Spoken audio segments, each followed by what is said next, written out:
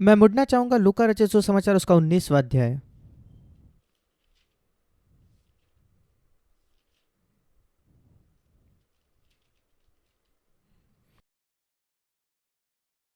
लूका उसका 19 अध्याय। कई दृष्टांत जो यीशु मसीह ने कहे ये अद्भुत था, क्योंकि पुराने नियम का कोई भी भविष्यद्वक्ता कभी भी दृष्टांत में नहीं बात करता था। इनमें से हर एक दृष्टांत पर हमें मनन करना चाहिए, क्योंकि इसमें बहुत ज्यादा सच्चाई है।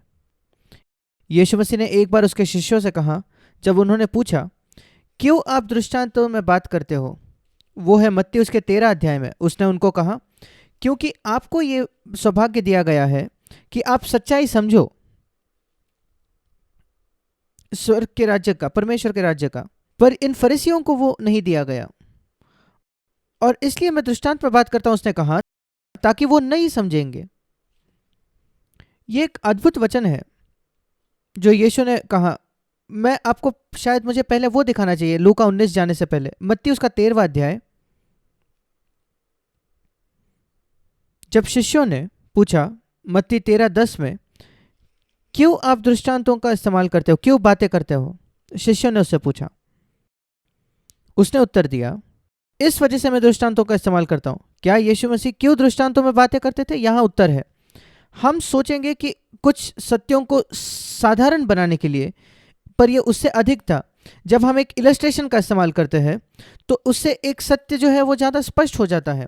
पर यीशु मसीह के अगर आप शब्दों को पढ़ो तो इसका बिल्कुल विरुद्ध मतलब है। हम कहेंगे एक दृष्टांत का इस्तेमाल इसलिए किया जाता है ताकि लोग सत्य को समझे। उसने कहा नहीं, वहां लिखा है, मैं दृष्टांतों का मैं बात करता हूं, 13वां वचन मत्ती 13:13, ताकि ये लोग न देखें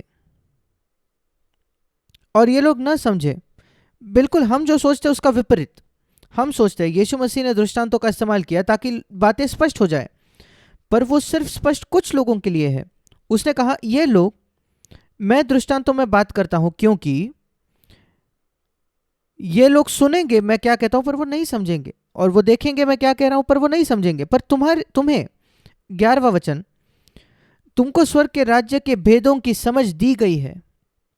भेद का मतलब है एक ऐसा रहस्य जो समझा जा सकता है सिर्फ प्रकाशन से।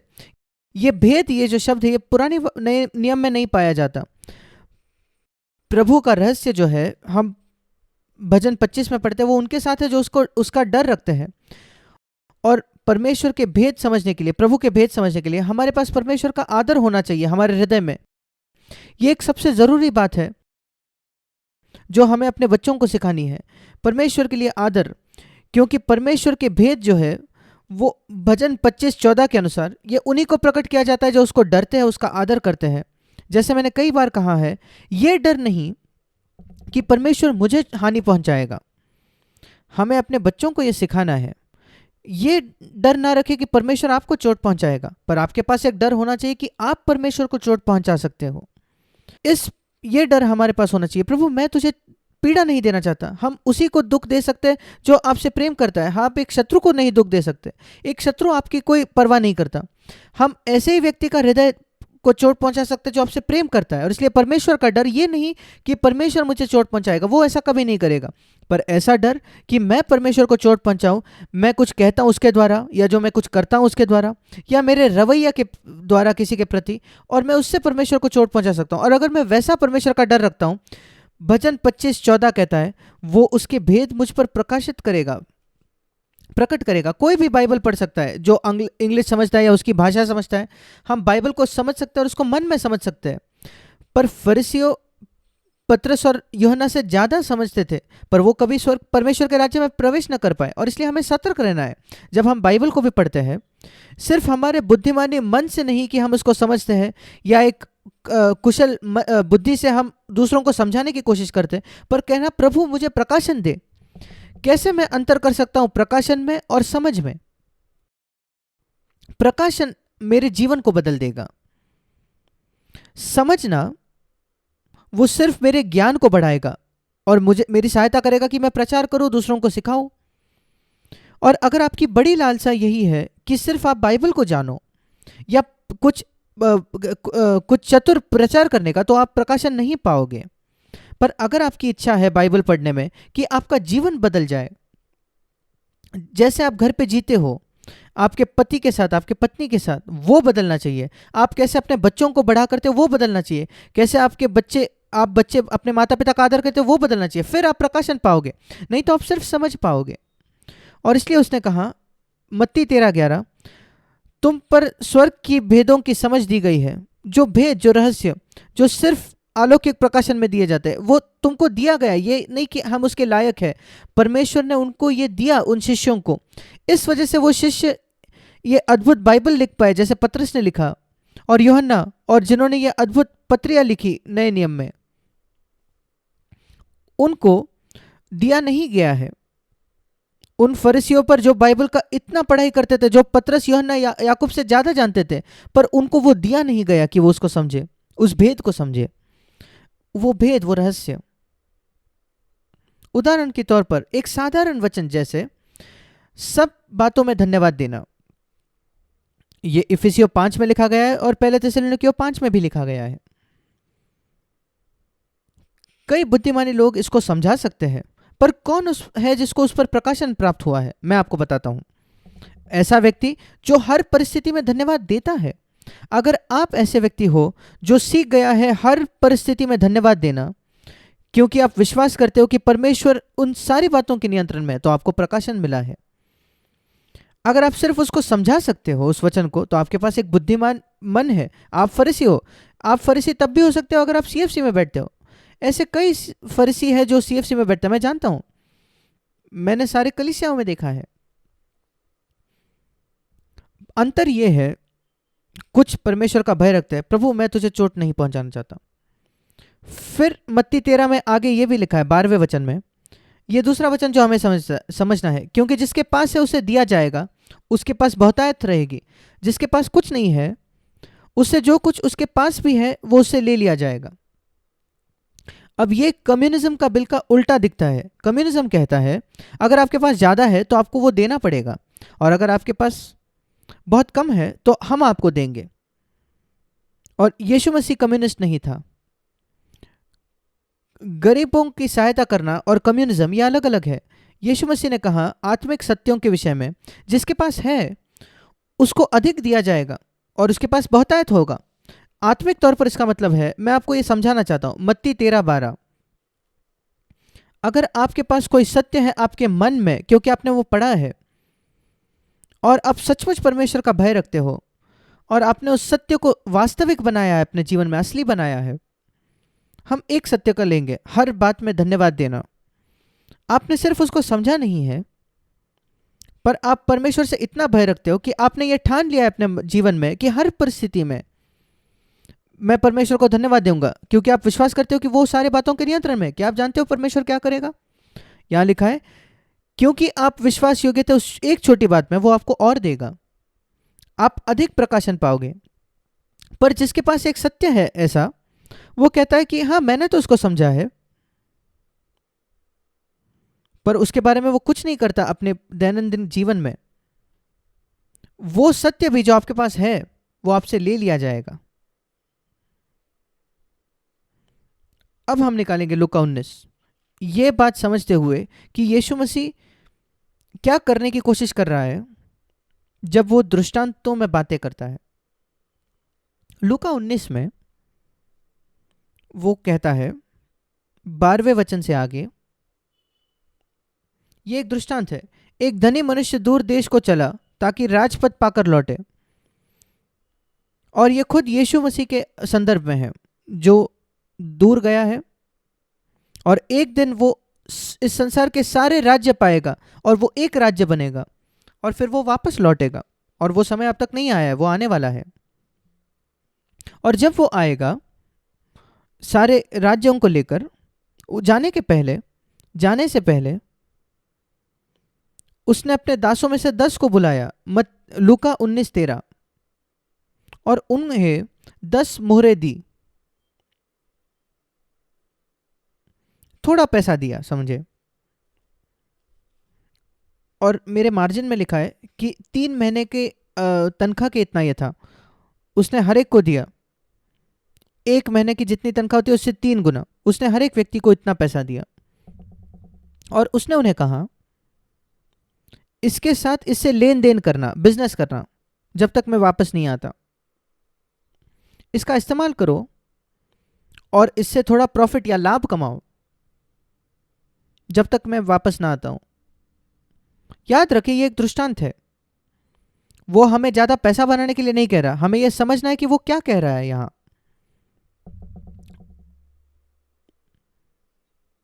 14 वचन अविश्वासियों के बारे में, हम उसको छोड़ देंगे। 15 वचन, जब वह राजपद पाकर लौटा तो ऐसा हुआ कि उसने अपने दासों को बुलाया और उसने कहा, मैं जानना चाहता हूं तुमने क्या किया उस एक मीनार के साथ जो मैंने दी थी, एक मोहरे के साथ। और याद रखे, 10 लोग, हर एक के पास एक मोहर थी, वो बिल्कुल एक समान थे, बराबर थे। एक दूसरा दृष्टांत है जहां, अगर आप मत्ती उसका 25 अध्याय निकालें और फिर हम लूका 19 में बाद में वापस आएंगे।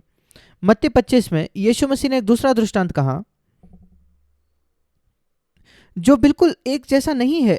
अगर आप ध्यान से पढ़ोगे तो आप उसको समझोगे। यहां मत्ती 25 में लिखा है 14 वचन में, एक मनुष्य दूर यात्रा पर जा रहा था परदेश, और उसने अपने दासों को बुलाकर अपनी संपत्ति दी। और अब उसने समान तौर पर नहीं बांटी, उसने एक को 5 तोड़े दिए, दूसरे को 2 तोड़े दिए, तीसरे को 1 तोड़ा दिया। और जब वो वापस आया, जिस व्यक्ति के पास 5 तोड़े थे उसने कहा 20 वचन में, हे स्वामी, मत्ती 25-20, तूने मुझे 5 तोड़े सौंपे थे, देख मैंने 5 तोड़े और कमाए हैं। और प्रभु ने उसको एक प्रतिफल दिया, धन्य, मैं तुझे बहुत वस्तुओं का अधिकारी बनाऊंगा। जिसके पास 2 तोड़े थे वो वापस आया और उसने 2 तोड़े लाए। और ध्यान से देखिए, उसको बिल्कुल वही प्रतिफल प्राप्त हुआ जैसे 5 वाले को मिले थे। धन्य है अच्छे और विश्वास योग्य दास। 23 वचन, तू थोड़े में विश्वास योग्य रहा, मैं तुझे बहुत वस्तुओं का अधिकारी बनाऊंगा। इस दृष्टांत का क्या मतलब है? मत्ती 25 पवित्र आत्मा के दानों के विषय में है जो परमेश्वर हमें देता है, क्षमता है, और उसमें हम समान या बराबर नहीं हैं। परमेश्वर ने वही वरदान या क्षमताएं नहीं दी है उसकी सेवकाई करने के लिए उसके सारे बच्चों को। कुछ लोगों के पास ज्यादा है, कुछ लोगों के पास कम है। कुछ बहुत वरदान पाए हुए होते हैं, प्रेरित पौलुस के जैसे, उसके पास बहुत दान थे। और कुछ दूसरे जिनके पास बहुत ही कम वरदान है। कुछ बहनें, उनके पास कुछ ज्यादा वरदान नहीं है, और इसलिए 5, 2 और 1 तोड़े हैं। कुछ के पास बहुत कम, दूसरों से 5 गुना ज्यादा कुछ के पास। पर अगर आपके पास 5 है या आपके पास 2 है, प्रभु देख रहा है प्रतिशत को। 5 ने 5 लाए, मतलब 100%, 100%। जिसके पास 2 थे उसने भी 2 लाए, उसको भी 100% मिला, और इसलिए प्रतिफल बराबर सा था। और इसलिए एक बहुत ही ज्यादा वरदान पाया हुआ व्यक्ति, उसको ज्यादा परमेश्वर के लिए, प्रभु के लिए उत्पन्न करना पड़ेगा। जिसके पास ज्यादा वरदान नहीं है उसको बहुत ज्यादा नहीं उत्पन्न करना पड़ेगा। जब आप किसी और भाई के पास देखते हो जिसके पास आपसे ज्यादा वरदान है, और आप पाते हो कि उसने प्रभु के लिए बहुत कुछ हासिल किया है, निराश न होना। उसके पास शायद 5 होंगे, उसके पास शायद 50 होंगे, पर आपके पास सिर्फ 2 हुए, पर आपका प्रतिफल बिल्कुल बराबर होगा उसके जैसा। यद्यपि आप उसके इतने यात्रा नहीं करते, आपके पास वो वरदान नहीं है जो उसके पास है, क्योंकि आप विश्वास योग्य थे उन वरदानों के साथ जो परमेश्वर ने आपको दिए, जो शायद बहुत सीमित है। कृपया इसको याद रखें, ताकि आप कभी निराश नहीं होंगे या कभी ये नहीं सोचेंगे, कभी अपने आप की तुलना नहीं करेंगे।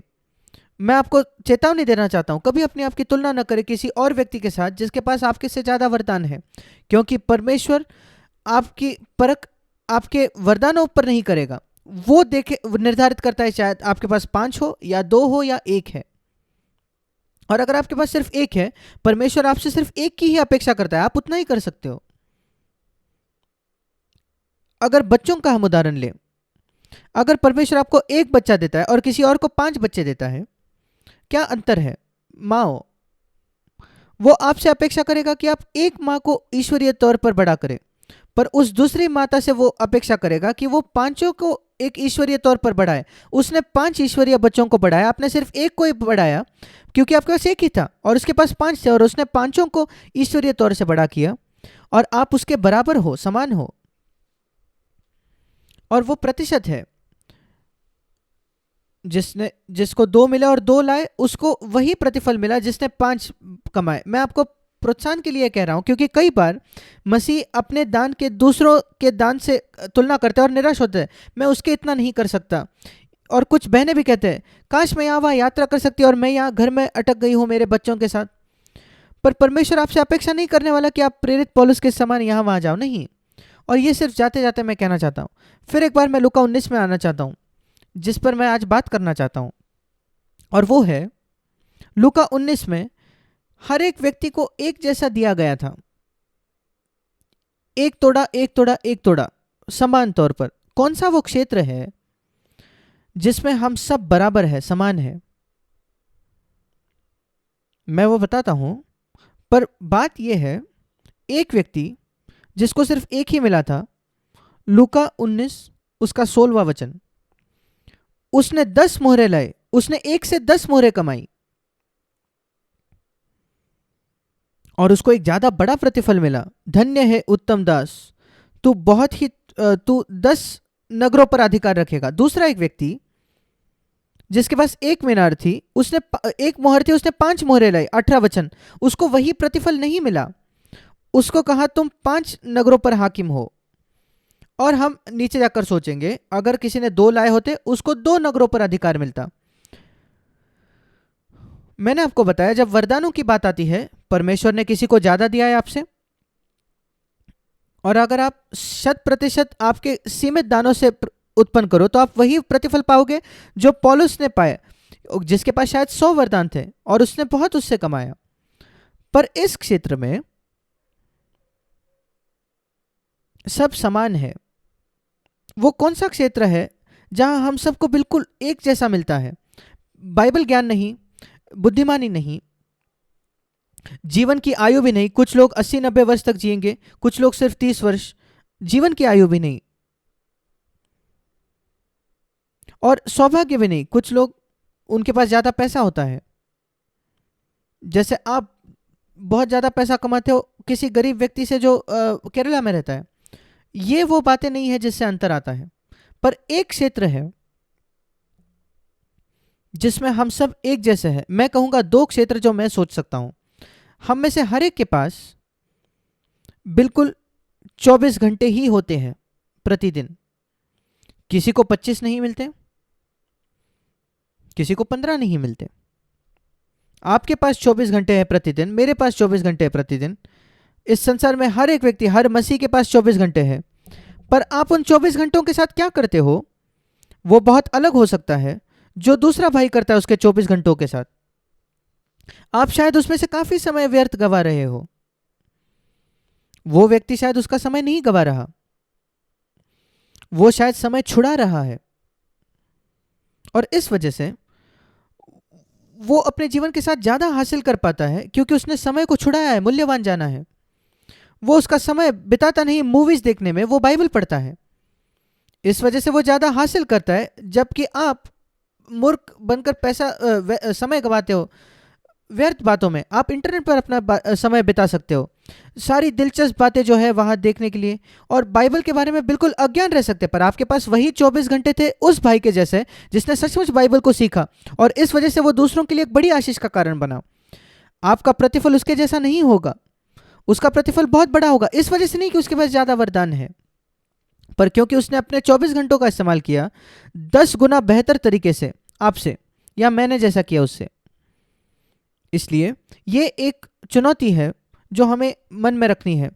एक मोहर हर एक व्यक्ति को 24 घंटे बिल्कुल समान, बिल्कुल बराबर। अगर आप दूसरे भाई या बहन को देखते हो, अपने आप से प्रश्न करें, क्या उसके पास मेरे पास एक दिन में ज्यादा समय है मेरे से? बिल्कुल वैसा ही समय। एक और क्षेत्र है जहां हम में से हर एक बिल्कुल बराबर है। बाइबल बताती है हमारे शरीर की अभिलाषाओं के बारे में, स्वयं की इच्छा, खुद की इच्छा। अगर हम खुद की इच्छा को अलग अलग लालसाओं में बांटे, अधिक पैसा कमाने की लालसा, दूसरे स्त्रियों के प्रति कुदृष्टि देखकर लालसा करना जिनसे आपका विवाह नहीं हुआ है, एक ऐसी लालसा कि किसी पर बदला ले जिसने आपको चोट पहुंचाई, ऐसी कई लालसाएं हमारे शरीर में जो हमारे खुद की इच्छा से आती है। हर मनुष्य के पास वही खुद की इच्छा होती है, स्वयं की इच्छा होती है, कोई अंतर नहीं है आपके स्वयं की इच्छा में और किसी और व्यक्ति की खुद की इच्छा में, बिल्कुल एक जैसे। सारे बच्चे खुद की इच्छा लेकर जन्म होते हैं, आप में से हर एक जानते हैं, और जीवन में बहुत जल्दी आप उसको पाते हैं। कितने वो हटीले होते हैं, कितने मजबूत वो होते जब वो 1 वर्ष के होते हैं, आपकी आज्ञा नहीं मानने के लिए। और इस वजह से बाइबल बताती है हमें अपने बच्चों को अनुशासित करना है बहुत ही छोटे उम्र में, क्योंकि सबसे बड़ा वरदान जो आप अपने बच्चों को दे सकते हो वो पढ़ाई लिखाई नहीं है। कई माता पिता ये सोचते हैं, अच्छा खाना और बहुत सारे कपड़े, बहुत सारे पैसे, अच्छी विरासत नहीं। सबसे बड़ा दान मैं आपको बताना चाहता हूं मेरे भाई और बहनों, सबसे बड़ा दान जो आप अपने बच्चों को दे सकते हो वो है उनकी खुद की इच्छा तोड़ना, स्वयं की इच्छा तोड़ना, और उनको नम्र करना। नहीं तो आपका बच्चा बड़ा होगा एक घमंडी व्यक्ति बनने के लिए, यद्यपि वो बाइबल जानता हो और यद्यपि वो प्रचार कर सके या कुछ भी, वो निकम्मा होगा परमेश्वर के लिए। मैंने ऐसे लोग देखे हैं सीएफसी में जो बाइबल को जानते हैं, जो घमंडी है, क्योंकि उनके माता पिता ने कभी उनकी खुद की इच्छा को तोड़ा नहीं। जब वो बच्चा छोटा था उसने उनको बहुत बिगाड़ा और उनको ऐसा महसूस करवाया कि वो बहुत महान है, शायद वो चतुर थे, उन्होंने पढ़ाई में अच्छा किया, उनकी खुद की इच्छा उन्होंने कभी तोड़ी नहीं। बहुत बहुत जरूरी। मैंने आपको बताया हर एक व्यक्ति के पास 24 घंटे होते हैं, हम सब बराबर है, एक मीनार हर एक व्यक्ति के पास, हर एक मोहर, और सबके पास वही खुद की इच्छा है। और जब बाइबल कहती है देह के बारे में या शरीर के बारे में, शरीर का एक ये तो है ये शारीरिक जो मांस है हम में, पर आत्मिक उसका मतलब है शरीर का या देह का, वो है हमारी खुद की इच्छा। गलातियों 5 में लिखा है पवित्र आत्मा शरीर के खिलाफ लालसा रखता है या लड़ता है, और शरीर जो है आत्मा के विरुद्ध लड़ता है। ये मेरा शरीर नहीं है, वो मेरी खुद की इच्छा है जो लड़ता है पवित्र आत्मा के खिलाफ। जब कभी आप शरीर या देह पढ़ो नए नियम में, पवित्र आत्मा शरीर के खिलाफ लड़ता है, वो आपकी खुद की इच्छा है। और जब लिखा है कि आपका शरीर उस पवित्र आत्मा के खिलाफ लड़ता है, वह आपकी खुद की इच्छा है। हम सब समान है, एक मोहर हर एक व्यक्ति के पास, बिल्कुल समान। किसी और की खुद की इच्छा, हम कहते हैं कि कोई बहुत मजबूत इच्छा रखने वाला है या निर्बल इच्छा रखने वाला है, पर खुद की इच्छा हर एक की एक जैसे है। कोई लोग बाहर दिखाते हैं, कुछ लोग अंदर दिखाते हैं। इस संसार में लिखा है एक्सट्रोवर्ट्स जो बहुत बात करते, खुलकर बात करते हैं, और इंट्रोवर्ट्स जो कम बात करते हैं, पर खुद की इच्छा हर एक की समान है। और दिलचस्प बात यह है कि यीशु मसीह जब वो इस पृथ्वी पर आया, जो व्यक्ति जिसने उसको हमारे जैसा इंसान बनाया वो था, उसके पास भी सिर्फ दिन में 24 ही घंटे थे, उसके पास 24 से ज्यादा नहीं थे एक दिन में। उसके पास वही खुद की इच्छा थी जो हमारे पास है, एक खुद की इच्छा जो ये करना चाहेगी जो परमेश्वर की इच्छा नहीं है। फिर क्या अंतर था? अंतर था कि उसने कभी अपनी खुद की इच्छा पूरी नहीं की, और इस वजह से उस एक मोहर के साथ उसने 10 मोहर नहीं पर लाखों मोहर कमाए। आत्मिक तौर पर बात करें तो कुछ लोग 10 उत्पन्न करते हैं, कुछ लोग 5, कुछ 100। वो निर्भर करता है कि आप कितना अपने खुद की इच्छा को क्रूसित करते हो अपने दिन प्रतिदिन के जीवन में। इसलिए मैंने कहा सबसे बड़ी बात जो आप अपने बच्चों के लिए कर सकते हो वो है उनकी स्वयं की इच्छा तोड़ना एक जल्दी उम्र में। फिर आप उनको अपने जीवन में एक अच्छा शुरुआत दोगे। मैंने देखा है जो भारतीय माता पिता होते हैं खास कर तौर पर, वो बहुत ही उत्सुक होते हैं कि वो जल्दी अपने बच्चों को बालवाड़ी पे भेजे जब वो 3 वर्ष के हैं। बाकी स्कूल्स में तो 4 या 5 वर्ष में लेते हैं, पर ये कहते हैं कि नहीं, हम 3 वर्ष में भेजेंगे ताकि वो ग्रेजुएशन कर लेंगे 19 वर्ष की उम्र में या कभी, और वो एक अच्छा शुरुआत पाएंगे जीवन में। अगर आपके पास यही तीव्र इच्छा होती कि मैं अपने बच्चे के खुद की इच्छा जल्दी ही तोड़ने वाला हूँ और उनको सचमुच आत्मिक बनाने वाला हूँ ताकि वो बहुत विकास करे अपने जीवन में, आप एक अद्भुत माता पिता बनोगे। पर अगर आप सिर्फ उनको आप घमंड से फुलाते हो कि आप कितने अद्भुत बच्चे हो, आप कितने अच्छा दिखते हो, आप कितने चतुर हो, और यही कहते रहते हो और उनकी खुद की इच्छा को आप नहीं तोड़ते, तो आप उनको बिगाड़ दोगे। इसको याद रखिए कृपया। मुझे याद है जैसे मैंने अपने बेटों को बड़ा किया, मैं सिद्ध पिता नहीं हूँ, मैंने कई गलतियाँ की हैं और मैंने उनसे मन फिराया है, पर मेरी एक बड़ी लालसा थी, मुझे कहना पड़ेगा, कि जिसके लिए मैं प्रार्थना करते रहता, प्रभु मैं चाहता हूँ ये जो मेरे बच्चे हैं एक दिन मेरे आत्मिक भाई बनेंगे और मैं पूरी तरीके से तेरे लिए उपलब्ध हूँ प्रभु। और 2 बातें जिस पर मैंने जोर दिया, मैंने कहा मुझे कोई फर्क नहीं पड़ता तुम्हें कौन सी रैंक मिलती है क्लास में, आपको 100% मिलता है या नहीं, आपको मेहनत करनी है, मेहनत करना ये ज़्यादा ज़रूरी है आपके परसेंटेज से। 2 बातें जिन पर मैंने जोर दिया, आपको आदर करना है अपने पिता और माता का, और सारे लोग जो आपसे उम्र में बड़े हैं। यद्यपि अगर हमारे घर में एक काम करने वाली एक सेविका भी होती तो मैं अपने बच्चों को सिखाता था कि उनका आदर करना जो उनसे बड़े हैं। एक भिखारी भी अगर फाटक पर आए तो वो आपसे उम्र में बड़ा है, उसका आदर कीजिए, उससे रूडली बात मत करे, कठोरता से बात मत करे, कभी नहीं। कोई ऐसा व्यक्ति जो आपसे उम्र में बड़ा है, यद्यपि वो समाज में आपसे छोटा होगा, मैं बहुत दुख से मुझे ये कहना पड़ा है, मैंने कई लोगों को देखा है, सीएफसी के भी लोगों को, जो आदर नहीं करते कुछ निचले जाति के लोगों को, या जो समाज के स्तरों में उनसे छोटे हैं, नीचे है,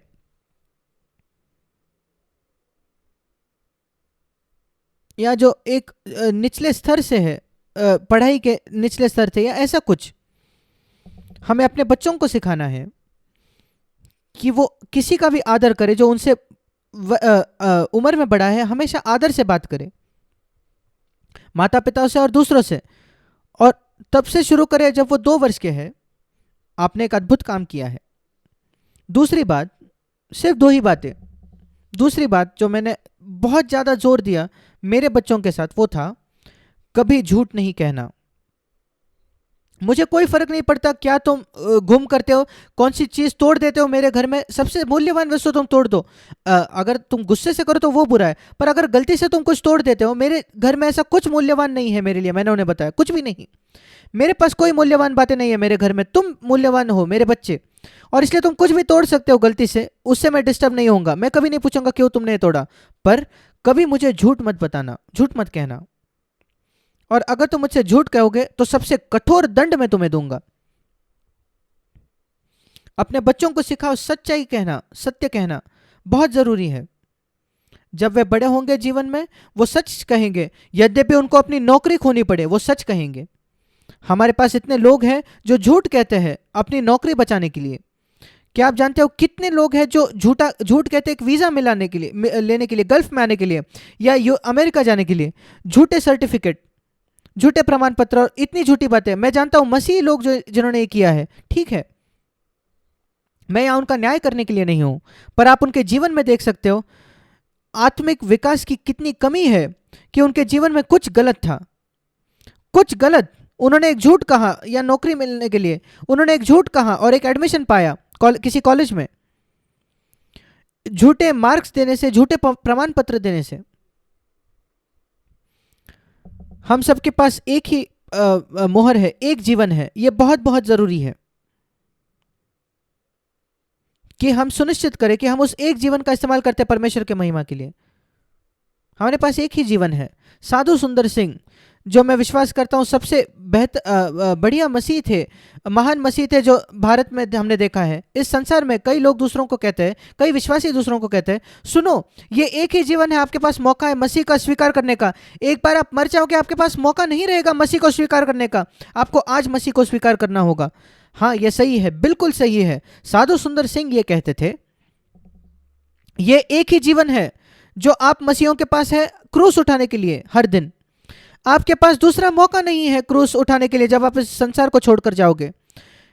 इस मौके को ना गवाइए, उस मौकों को ना गवाइए जो आप हर दिन पा रहे हो उस क्रूस को उठाने के लिए। सोच कर देखिए, अगर आपके पास मौका होता हर दिन पैसा कमाने के लिए, हर दिन, मैं नहीं सोचता कि आप एक दिन भी गवाते। मैंने एक दिन गवाया, मैंने पैसा गवाया है। हर दिन एक मौका पैसा कमाने का। ऐसे साधु सुंदर सिंह कहते थे कि हर दिन इस पृथ्वी पर आपके पास एक मौका है क्रूस उठाने का और प्रभु के मसीह के पीछे चलने का। जब एक बार आप इस पृथ्वी को छोड़कर चले जाओ, आपके पास वो मौका नहीं मिलेगा एक दिन के लिए भी। कई लोग हैं जो सोचते हैं एक बार हम स्वर्ग में पहुंच जाए, जब मसीह वापस आएगा, हम सब बहुत ज्यादा खुश होने वाले हैं और सारे आंसू पोंछ दिए जाएंगे और हमारे पास कोई पछतावा नहीं होगा हम कैसे जिए। मैं इस पर विश्वास नहीं करता। क्या आप सोचते हो एक स्वार्थी मसीही जिसने कभी अपने आप का इनकार नहीं किया, पर इस जीवन का आनंद उठाने के लिए वो जिया, थोड़ा पैसा कमाने के लिए और मरने के बाद स्वर्ग जाने के लिए जिया, क्या आपको लगता है वो उतना ही खुश होगा प्रेरित पौलुस इतना या पतरस इतना जब वे स्वर्ग जाएंगे? क्या आप सचमुच ऐसा सोचते हो? मैं इसमें विश्वास नहीं रखता। जिन्होंने अपने आप का इनकार किया है और प्रभु के लिए बहुत ज्यादा त्याग किया है, जब वो मसीह को आमने सामने देखेंगे, क्या प्रतिफल वो प्राप्त करेंगे स्वर्ग में? और कोई और व्यक्ति जिसकी एक ही इच्छा थी कि उसके मृत्यु के बाद वो स्वर्ग में जाए, वो अपने आप के लिए जिया, पैसा कमाने के लिए जिया और आराम और सुविधा के लिए जिया, कभी त्याग करने के विषय में नहीं सोचा परमेश्वर के राज्य के लिए, क्या आपको लगता है वो वही प्रतिफल पाएगा इस दूसरे व्यक्ति जैसा? क्या आपको लगता है उसको पछतावा नहीं होगा उसके जीवन में? मैं विश्वास करता हूं कि पछतावा होगा स्वर्ग में। मेरे पास पछतावा नहीं होगा अगर किसी के पास मेरे से ज्यादा वरदान है और उसने ज्यादा हासिल किया। उसके पास 5 थे, मेरे पास 1 था, ठीक है, उसने ज्यादा हासिल किया, आम ये स्वाभाविक है। पर उस क्षेत्र में जहां वो मेरे बराबर था, उसके पास 24 घंटे थे, मेरे पास 24 घंटे थे, और मैं स्वर्ग में देखता हूं कितना ज्यादा उसने हासिल किया उसके 24 घंटों के साथ दिन में। उसने वो गवाए नहीं और मूर्खता से नहीं किया जैसे मैंने किया। क्या आपको नहीं लगता मेरे पास पछतावा होगा? यह पछतावा नहीं, यीशु मसीह ने कहा ऐसे कई हवेली या कई महल है स्वर्ग में, आपको एक मुकुट मिलेगा स्वर्ग में। ये सारे चित्र की भाषा है। याद रखें, यीशु मसीह चित्रों का इस्तेमाल करता था। आप ज्योति हो संसार के, मैं बल्ब नहीं हूं, मैं कोई कैंडल नहीं हूं। आप इस संसार के नमक हो, मैं नमक नहीं हूं, पर यह एक चित्र है। इसलिए जब यीशु ने कहा हवेली या महल के बारे में स्वर्ग में, आप इतने विश्वास योग्य हो इसलिए मैं 14 कमरों का महल देने वाला हूं। 14 कमरों के महल के साथ मैं क्या करूं स्वर्ग में? मैं उसमें दिलचस्प नहीं हूं। मैं कहूंगा आप ले सकते हो। मैं यीशु के साथ रहना चाहता हूं हर समय। मैं किसी 14 कमरे के महल में नहीं रहने वाला। जब यीशु मसीह ने कहा महल, तो वो एक चित्र का इस्तेमाल कर रहा था। जब उसने कहा मुकुट, मैं 5 मुकुट पाने वाला हूं, क्या आपको लगता है स्वर्ग में मैं मुकुट लेकर चलूंगा? ऐसा लिखा है कि वो अपने मुकुट यीशु के पैरों पर फेंकते। ये एक इलस्ट्रेशन है, चित्र है एक प्रतिफल का। उसने मुकुट और महल का इस्तेमाल इसलिए किया क्योंकि इस पृथ्वी पर हम मुकुट और महल का मूल्य करते हैं। पर मैं विश्वास करता हूं, मैंने अपने आप से पूछा है कौन सा सबसे बड़ा प्रतिफल होगा जो मैं चाहूंगा स्वर्ग में। अगर परमेश्वर मुझसे कहेगा मैं तुम्हें कोई भी प्रतिफल दूंगा जो तुम चाहते हो, मैं जानता हूं मैं क्या कहूंगा, प्रभु मैं यीशु के निकट या नजदीक होना चाहता हूं हर समय, जब तक मैं स्वर्ग में हूं, जितना नजदीक संभव है। और मेरा यह विश्वास है वो प्रतिफल है जो लोगों को मिलेगा। आप स्वर्ग में तो पहुंच जाओगे, यह मेरा विश्वास है कि हर कोई यीशु के उतने नजदीक नहीं होगा बाकियों के जैसा। और वो निर्धारित होता है यहाँ पृथ्वी पर। वो निर्धारित होता है कि आप यीशु के कितना नजदीक होना चाहते हो इस पृथ्वी पर। अगर आप मैं यीशु के नजदीक होना चाहता हूं तो मुझे पाप से दूर होना पड़ेगा, पैसे के प्रेम से दूर होना पड़ेगा, मुझे कड़वाहट और गुस्सा और कई बातों से दूर होना पड़ेगा। और अगर मैं उनसे दूर नहीं होना चाहता, अगर मैं पैसे का प्रेम चाहता हूं और अगर मैं चाहता हूं कि थोड़ा गुस्सा हो, थोड़ी कड़वाहट हो, क्षमा न करने की आत्मा हो मेरे जीवन में, मैं अपने जीवन से कह रहा हूं कि मैं यीशु के ज़्यादा नज़दीक नहीं होना चाहता। मैं स्वर्ग तो जाना चाहता हूं पर मैं यीशु के इतना नज़दीक नहीं होना चाहता। जब मैं स्वर्ग में जाऊंगा प्रभु मुझसे कहेगा तुम यीशु के पास इस पृथ्वी पर नहीं होना चाहते तो तुम यहां भी यीशु के पास नहीं होने वाले। अपने आप को मूर्ख ना बनाए मेरे भाई। मैं जानता हूं कि दूसरे प्रचारक आपको सत्य नहीं कहेंगे जैसे मैं बताता हूं। उसका कारण है मैं एक लोकप्रिय प्रचारक नहीं हूं कुछ जगहों में, क्योंकि मैं सत्य कहता हूं। यीशु मसीह लोकप्रिय नहीं था, वो इतना लोकप्रिय नहीं था, उसको लोग मारना चाहते थे, वो सत्य से प्रेम नहीं करते थे, पर वो सत्य है। नहीं तो क्या अंतर होगा? क्या आपको लगता है एक व्यक्ति जो लापरवाह जीवन जिया इस पृथ्वी पर, यद्यपि वो स्वर्ग जाता है, वो वही प्रतिफल पाएगा उस व्यक्ति के जैसे जो बिल्कुल विश्वास योग्य रहा अपने जीवन में? अगर मैं कहता हूं ऐसा हुआ तो ये परमेश्वर बिल्कुल अन्यायी है। वो अन्याय नहीं है, वो धर्मी परमेश्वर है। मैं ये नहीं कह रहा कि हम विश्वास योग्य इसलिए होना चाहते प्रतिफल पाने के लिए, वो गलत है, वो गलत है, बिल्कुल गलत। यीशु मसीह ने कहा अगर मुझसे प्रेम करते हो तो मेरी आज्ञाएं मानो। ये नहीं कि अगर प्रतिफल चाहते हो तो मेरी आज्ञाएं मानो। मैं कोई आज्ञा इसलिए नहीं रखता क्योंकि मैं स्वर्ग में प्रतिफल पाता हूं, मैं स्वार्थी हूं, फिर मैं स्वर्ग में अंत में होऊंगा। पर प्रेम के खातिर, अगर प्रेम करते हो तो मेरी आज्ञा रखो, ये सबसे जरूरी बात है। मेरे पास एक ही जीवन है, एक ही मोहर है, मेरे पास दूसरा नहीं मिलने वाला। शायद हमने बहुत समय गवाया है आज तक अपने जीवन का लापरवाही से और कई बातों में, और एक मोहर जो परमेश्वर ने हमें दिए थे उसमें से बहुत कुछ व्यर्थ हो गया है। मैं अपने बीते हुए जीवन के बारे में कुछ नहीं कर सकता, पर मैं बहुत कर सकता हूं आज के बारे में और कल के बारे में। और इसलिए मुझे सोचना है, जैसे पौलुस ने कहा, पिछली बातें भूलते हुए और आगे बढ़ते जाते,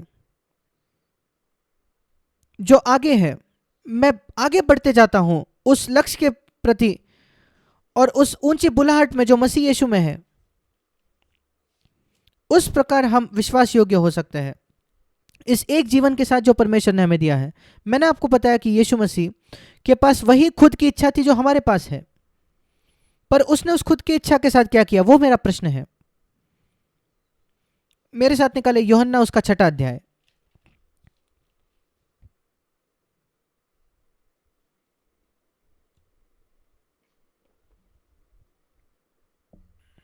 ये वो क्षेत्र है जहां कई लोग मुझ पर दोष लगाते हैं कि मैं ये सिखाता हूं यीशु हमारे जैसा था। मैं कहता हूं क्या वो हमारे जैसा नहीं था? वो हमारे जैसा परखा गया, मैं कहता हूं। यहां उत्तर है यूहन्ना 6:38। मैं स्वर्ग से आया हूं, उतरा हूं क्या करने के लिए? आप ये प्रश्न औसत मसीह से पूछे। आप में से कुछ लोग इस वचन को ना पढ़े, मुझे बताइए आपका उत्तर क्या है? क्यों यीशु मसीह स्वर्ग से आया? कई मसीही कहेंगे मेरे पापों को लिए मरने के लिए। वो सही है, पर वो थोड़ा ही सही है। आपको 10 में से 1 गुण मिलता है, एक उत्तर सही है। पूरा उत्तर क्या है? यहां वो उत्तर है, मैं स्वर्ग से उतरा हूं कभी भी अपनी इच्छा पूरी नहीं करने के लिए मेरे पूरे जीवन में, पर हमेशा पिता की इच्छा पूरे करने के लिए। पहले दिन से उसके जीवन के अंतिम दिन तक हर दिन उसने अपनी इच्छा को नहीं कहा, खुद की इच्छा को नहीं कहा, और पिता की इच्छा को हाँ कहा। वो मतलब है क्रूस उठाने का। उसके पास एक ही मुहरा था 24 घंटे। उसके पास एक ही खुद की इच्छा थी, जैसे आपके पास और मेरे पास है। हमारे पास एक खुद की इच्छा है। उसने उसका इनकार किया। अगले दिन उसके पास वही खुद की इच्छा थी, उसने उसका इनकार किया। उसने इनकार किया हर दिन 33.5 वर्षों के लिए, और उसने पिता की इच्छा का चुनाव किया। उसने उस एक मोहर के साथ वो किया। और हम सब समान है, बराबर है, आप और मैं। वही 24 घंटे वही स्वयं की इच्छा, खुद की इच्छा। पर यीशु मसीह बिल्कुल उसने निश्चय किया था, ठान लिया था, मैं इस पृथ्वी पर आया हूं कभी अपनी इच्छा पूरी न करने के लिए, कभी मेरे खुद की इच्छा मानने के लिए नहीं, हमेशा पिता की इच्छा। उसके आखिरी दिन को देखे इस पृथ्वी पर। आप जानते हो, मुझे वो देखने के लिए निकालने की भी जरूरत नहीं। गत्सेमनी में जब वो था, वो कहता है, हे पिता, बहुत ही पीड़ा में वो था, मेरी इच्छा क्या है, ये प्याला, ये कटोरा मुझसे हट जाए, वो मेरी इच्छा है, पर प्रभु, मेरे पिता, मैं वो नहीं चाहता, मेरी इच्छा नहीं चाहता। अगर तेरी इच्छा है कि मैं इस कटोरे, इस प्याले को पी लूं, तो मैं उसको पी लूंगा। मेरी इच्छा है कि मैं इस प्याले को नहीं पीना चाहता, पर मैं अपनी इच्छा नहीं करूंगा। ये प्याला मुझसे दूर हटे, ये उसकी इच्छा है, पर मेरी इच्छा नहीं, वरन तेरी इच्छा पूरी हो।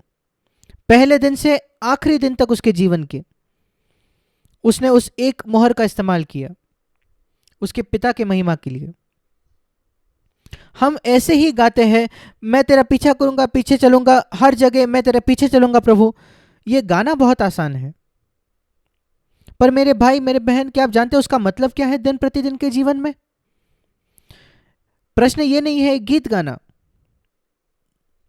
कई बार एक दिन में, सिर्फ दिन में एक बार नहीं, एक दिन में कई बार हम ये मौका पाते हैं कि हम नहीं कहे अपने खुद की इच्छा को, फिर हम उस पैसे का सही इस्तेमाल कर रहे हैं, फिर हम उसके साथ बिजनेस, व्यवसाय कर रहे हैं, लेन देन करके उससे प्रॉफिट, नफा कमा रहे हैं, लाभ कमा रहे हैं। अगर आप में से कोई बिजनेस करता है, क्या आप नहीं सोचते कि एक व्यवसाय करने वाला सोचेगा कि मैंने कितना अच्छा मौका गवा दिया प्रॉफिट कमाने का, अगर मैं ये करता, मैं थोड़ा और लाभ कमाता। लोग बिजनेस कमाते हैं प्रॉफिट कमाने के लिए, उसमें कुछ गलत नहीं। लोग एक दुकान चलाते हैं, बिजनेस करते हैं पैसा कमाने के लिए, प्रॉफिट कमाने के लिए। यीशु मसीह बढ़ाई का काम करता था, लाभ, प्रॉफिट कमाने के लिए, और वैसे ही उसने अपने परिवार के जरूरतों को पूरा किया, उसमें कुछ गलत नहीं। उसने किसी को फंसाया नहीं। पर अगर यीशु मसीह अगर प्रॉफिट नहीं कमाता था बढ़ाई होकर, तो वो कभी अपने 4 भाई और 2 बहनें और उसकी माता का नहीं गुजारा कर पाता घर पर। प्रॉफिट कमाने में कुछ गलत नहीं, किसी ने उसको धोखा नहीं दिया, उसने धर्मी तौर पर वो किया।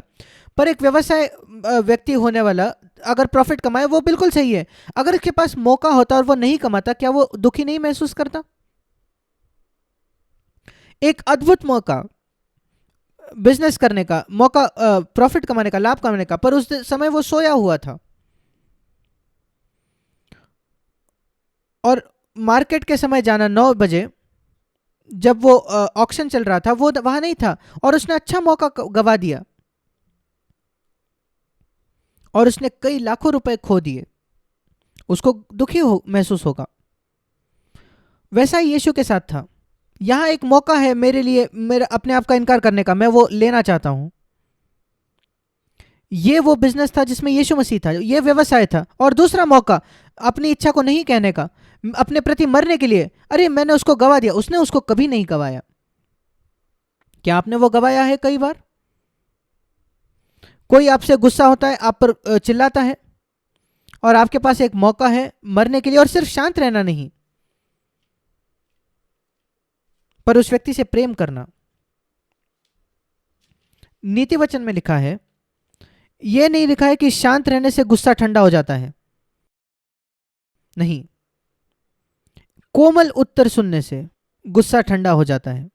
याद रखें इसको। जब कोई आपसे गुस्सा है और आप शांत रहते हो, वो सबसे ऊंचा नहीं है, वो अच्छा तो है, पर वो व्यक्ति छोड़ेगा कि आप सिर्फ गुस्सा अंदर दबाए रखे हो।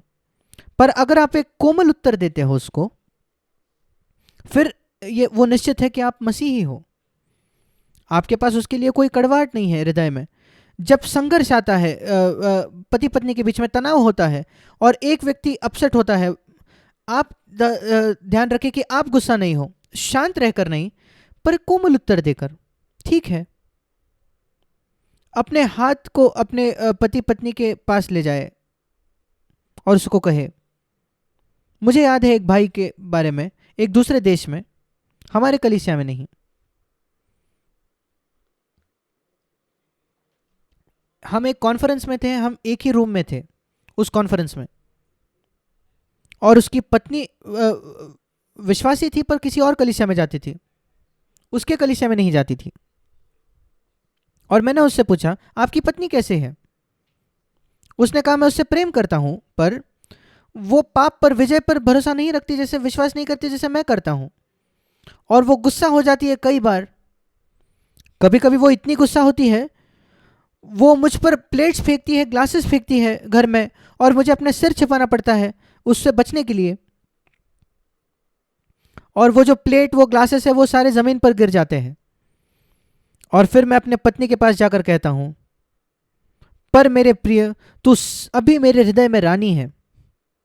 मैंने कहा भाई आप इस लायक हो, आप इस योग्य हो कि परमेश्वर के लोगों में आप एक अगुवे बनो, कोई फर्क नहीं पड़ता आप प्रचार करते हो या नहीं।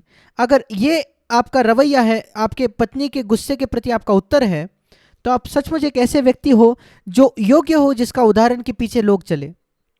हाँ, उसने अपने आपका इनकार किया, वो एक रात में नहीं हुआ, मैं निश्चित हूं कि वो कई कई बार करने का यह नतीजा था।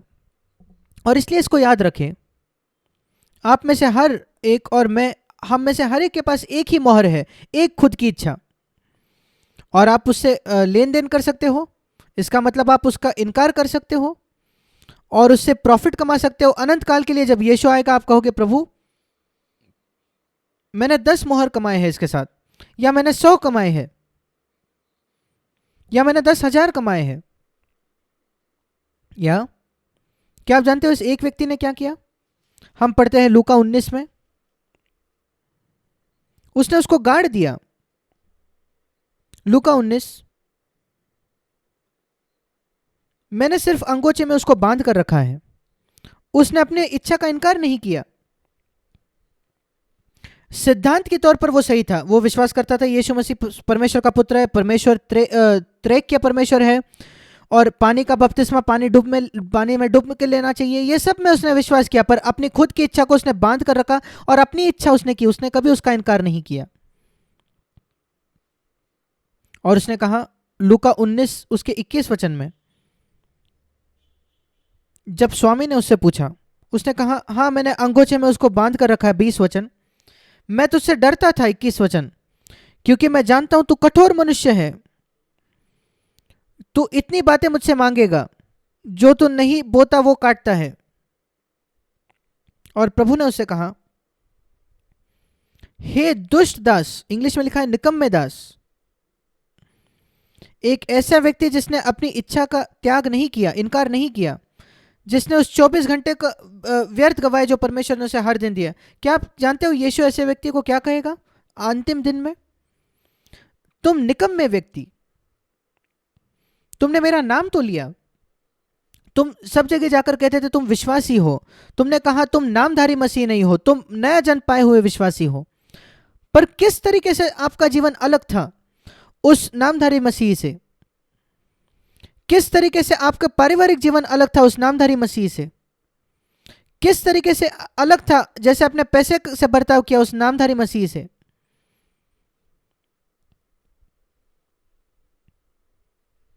उसने कहा कम से कम तुम थोड़ा तो कर सकते थे, उससे ले लो। 24 वचन, हम कुछ गवाएंगे। और ये गंभीर बातें हैं। कई जगह है जहां यीशु बात करता है प्रतिफल के बारे में, और जैसे मैंने आपको बताया सबसे बड़ा प्रतिफल है यीशु मसीह के नजदीक होना। और प्रकाशित वाक्य की पुस्तक में भी हम पढ़ते हैं मैं शीघ्र आ रहा हूं। ये एक अंतिम बात है जो यीशु ने बाइबल में कही, और मेरा प्रतिफल मेरे साथ है कि मैं हर एक व्यक्ति को दूं उसका काम के अनुसार।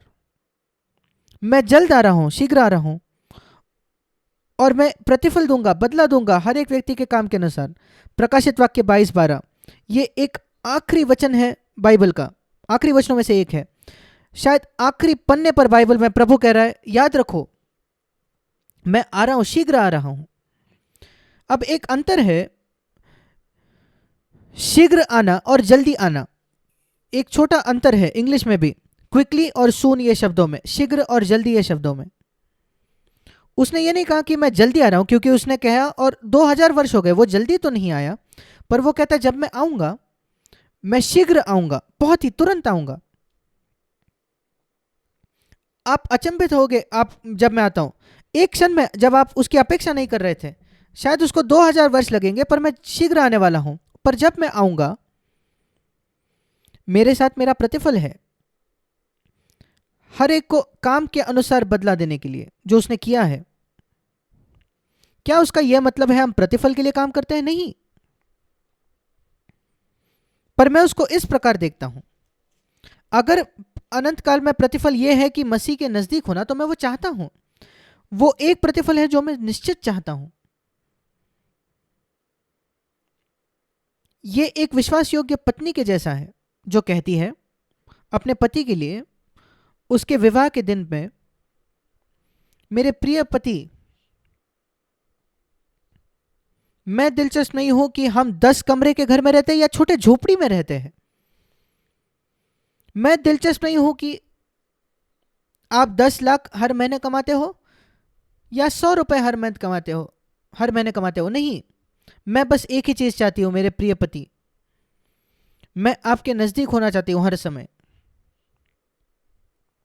क्या ही अद्भुत पत्नी है ये। बिल्कुल दिलचस्पी नहीं है जायदाद में, पैसे में, पर अपने पति के नजदीक होने में। यह सच्चा मसीह शिष्य है यीशु का। प्रभु, मैं हवेली नहीं चाहता हूं, महल, मुकुट नहीं चाहता हूं स्वर्ग में। मैं नहीं चाहता हूं कि आप लोगों के सामने मुझे बड़ा करो और कहो कि ये कितना महान व्यक्ति है। नहीं नहीं, मैं कुछ सार्वजनिक तौर पर तारीफ नहीं चाहता, स्वर्ग में भी नहीं। मैं तेरे नजदीक होना चाहता हूं प्रभु। वो सबसे बड़ा प्रतिफल है। और मैं आपको कुछ बताना चाहता हूं ईमानदारी से, हर कोई इसको नहीं पाएगा।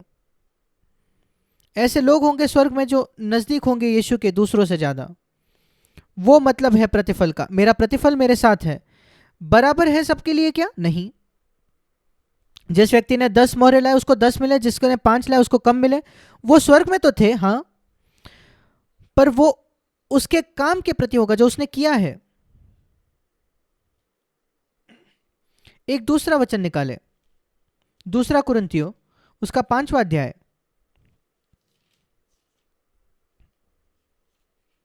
2 कुरिन्थियों उसका 5वां अध्याय। पौलुस ने कहा 9वें वचन में, और इस अध्याय में वो बात करता है कि स्वर्ग में घर में होना या इस पृथ्वी पर होना जहां पर हम पृथ्वी से दूर है, हमारा घर यहां नहीं है। आप सब जो दुबई में जीते हो, आपका घर वहां नहीं है। आपका घर इंडिया में है या कहीं और है, पर आप एक परदेसी हो, यहां परदेसी हो, अनजान व्यक्ति जो दुबई में रहता है। और वही पौलुस यहां कह रहा है, मैं एक परदेसी हूं जो इस पृथ्वी पर जी रहा है, मेरा घर तो स्वर्ग में है। और वो आगे जाकर कहता है 9वां वचन, 2 कुरिन्थी 5:9, भले ही मैं स्वर्ग में हूं घर में, या यहां घर स्वर्ग से अनुपस्थित हूं, मेरी एक ही महत्वाकांक्षा है। और वो महत्वाकांक्षा क्या है? कि मैं प्रसन्न करूं अपने उद्धार करने वाले को, यीशु को प्रसन्न करूं। मैं आप में से हर एक को पूछना चाहता हूं मेरे प्रिय भाई और बहनों, एक सीधा सवाल, कृपया ये जवाब अपने आप को दे। आपकी उमंग, आपकी महत्वाकांक्षा क्या है? आपकी सबसे बड़ी महत्वाकांक्षा क्या है?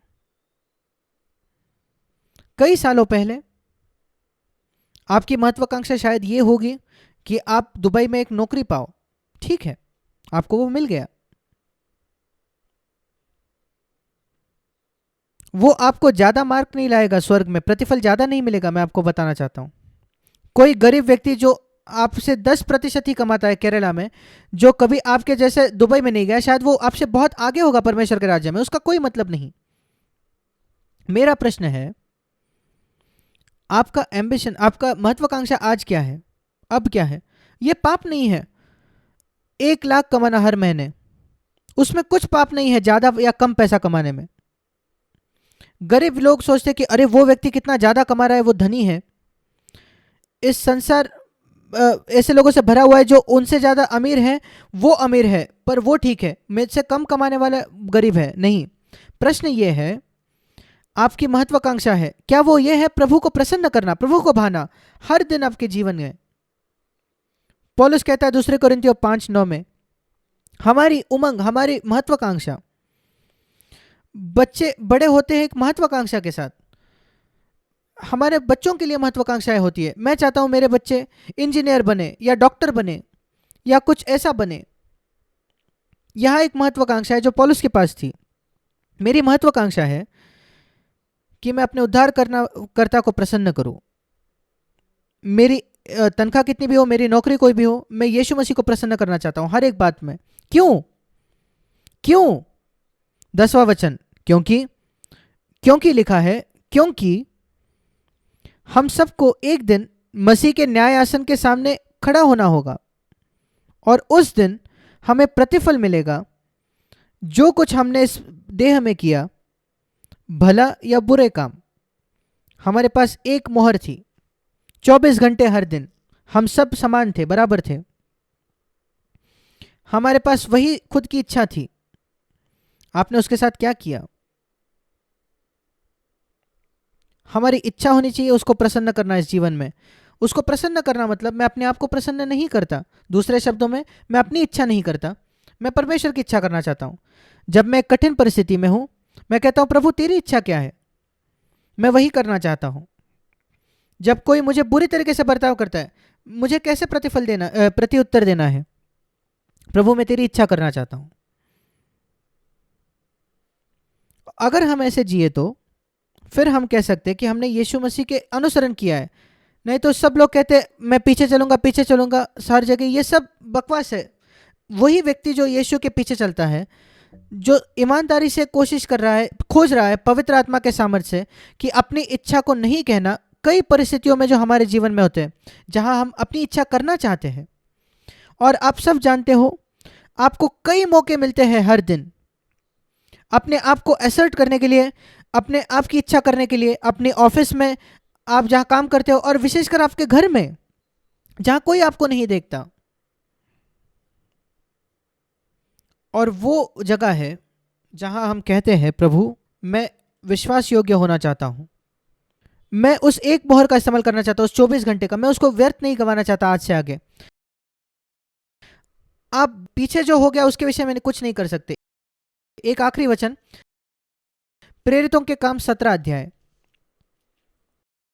और उसका 30 वचन। प्रेरितों के काम 17 अध्याय और 30 वचन। यह मेरा सबसे पसंदीदा वचनों में से एक है। मैं अविश्वासियों को यह बताता हूं जिन्होंने अपना जीवन बिगाड़ा है, व्यर्थ गवाया है, और मैं मसीहियों को विश्वासियों को यह बताता हूं जिन्होंने अपना जीवन ऐसे ही गवा दिया है। एक प्रोत्साहन का वचन। शायद जब तक आपने यह आज संदेश सुना था, आप अज्ञान थे, अनजान थे उन बातों के लिए जो मैंने आज बताई। आपने नहीं ये महसूस किया कि ये कितना गंभीर है कि आपके पास दिन में 24 घंटे है। आपने नहीं महसूस किया कितना गंभीर है अपने खुद की इच्छा को पूरा करना। पर आज आपने ये सीखा है, ठीक है। परमेश्वर कहता है कि आप आज तक अज्ञान थे, नहीं जानते थे, मैं उसको नजरअंदाज करने वाला हूं। आपके बीते हुए जीवन को भूल जाओ, उसको नजरअंदाज कर दो। पर आज से, अब से आप अज्ञान नहीं हो। आप मूल्य जानते हो 24 घंटों का।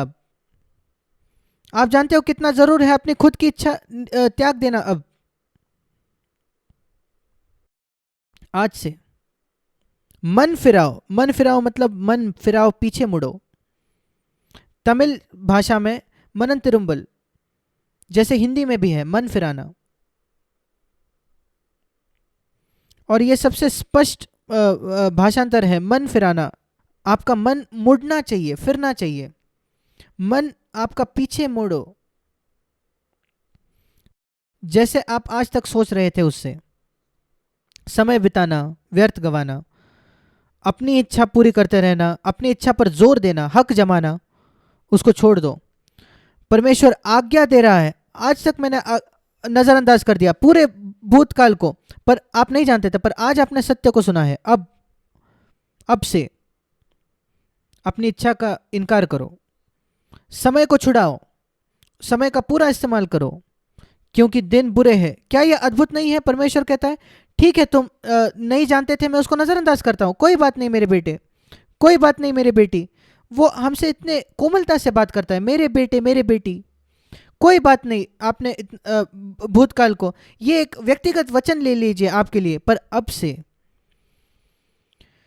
आपके मन को आप पीछे मोड़ो, फिराओ, ताकि उस एक मोहर को आप लो जो परमेश्वर ने दिया, उसको गंभीरता से लो। हम प्रार्थना करेंगे। मेरे प्रिय भाई और बहनों, कृपया सोचे, शायद एक या दो बातें जो परमेश्वर ने आज आपसे कही है, और कहे प्रभु मैं उनको भूलना नहीं चाहता, आपके दया और मुझे क्षमा करने के लिए धन्यवाद। मैं महसूस कर रहा हूँ, जान रहा हूँ कि जीवन बहुत छोटा है, मैं समझ रहा हूँ कि पैसा सब कुछ नहीं है, और ये कहना भी मसीह को मैंने स्वीकार किया है वो सब कुछ नहीं है। जिस प्रकार मैंने अपने जीवन को जिया है वो ज़रूरी है। आप मेरी सहायता कीजिए आने वाले दिनों में कि मैं अपने जीवन को और गंभीरता से लूँ। यीशु मसीह के नाम से मांगते हैं, आमीन।